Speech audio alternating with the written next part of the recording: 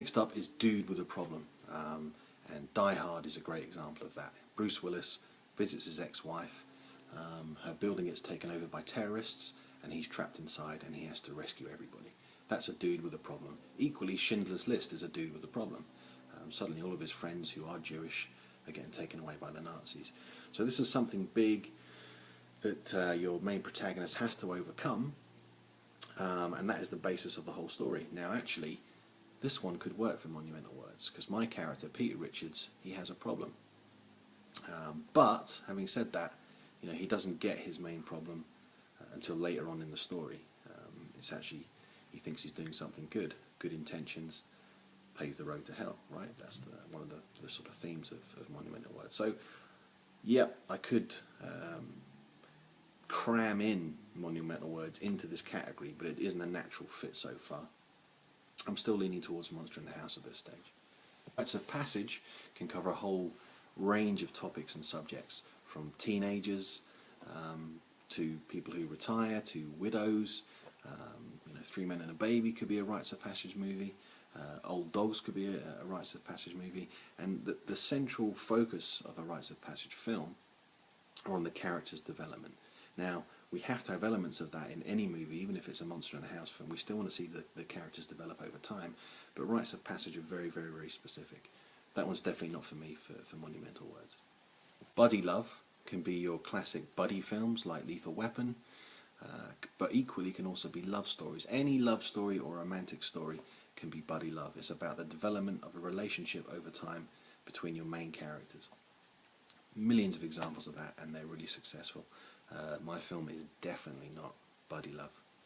I've Done It is very interesting for me because it's the only alternative genre to Monster in the House where I really think, yeah, this is the basis of my story. Why Done It isn't focused on who does something in a film, it's why it's happening. So all of your classic mysteries where a card is turned over, or a new card is turned over, or we find out something new, it's some sort of investigation, the old sleuth movies, detective stories, all of those are classed as Why Done It films. Now actually the whole premise of Monumental Words is my main character discovering something unusual in the cemetery. He investigates, he's driven to investigate this sinister strangeness that's going on with these tombstones. He uncovers that, he finds an answer. He then finds a new question and he has to understand that. He understands that, works out what's going on, resolves the mystery, finds out something else. Then we find out who's in the cemetery. So it's a whole sequence of events which lead to this mystery. So I have a feeling that whilst I thought, well, my film is a Monster in the House movie, but actually I can write it, I can make that choice as the writer. I'm going to write this as a mystery. It's a Why Done It. It just happens to have supernatural elements. The full Triumphant is where your main character is a very, very unlikely hero or an ordinary Joe. Classic examples: Forrest Gump, The Jerk. These are at first unremarkable people, but actually turn out to have some very, very remarkable traits. And actually, I had a discussion about this on one of the LinkedIn forums with Gino actually, and I was kind of saying that the problem for me in describing my main character is that he's pretty unremarkable at first. He's a little bit introverted. He does have a slight obsession with words. He's 30-something. He's still single. He's sort of coasting in his job, but he's not actually that remarkable yet. And I love stories where something remarkable happens to unremarkable people. So I'm not suggesting that Monumental Words, by the way, is a full Triumphant genre, because it isn't.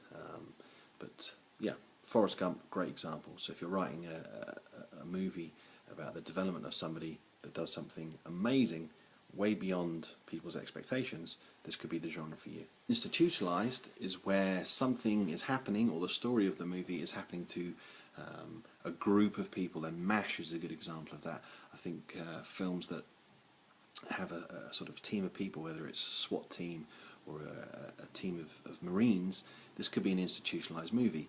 However, this one I struggle with, and whilst Blake gives some really good examples, I think that you could find another genre type, whether it's a dude with a problem or a Rites of Passage, perhaps it's a Golden Fleece movie, that could happen to a group of people. So just because you might have lots of cast or lots of characters in your story doesn't necessarily mean that Institutionalized is the right genre for you.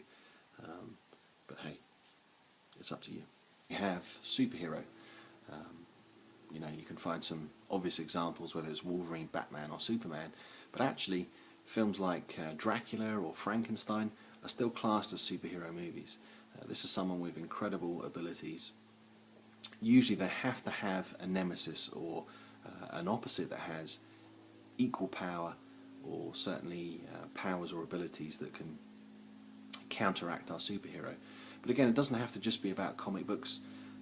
Blake talks about A Beautiful Mind and Gladiator also being a superhero movie. So this stuff, whilst it's useful, it's not going to change your writing a great deal. It's not going to change your characters a great deal. Again, it just gives you a bit of a framework and a process to think about. And certainly for me, I'm still not completely decided yet between Why Done It or Monster in the House. But I'm, you know, the main problem being that my movie can fit sort of both criteria, but it certainly is going to help me in terms of the way I pace the film. And that's the only reason why we decide upon genre now. We're not talking about horror, rom-com, you know, we're talking about one of these 10 genres to help us with our writing process, and that's it. So that's the genres.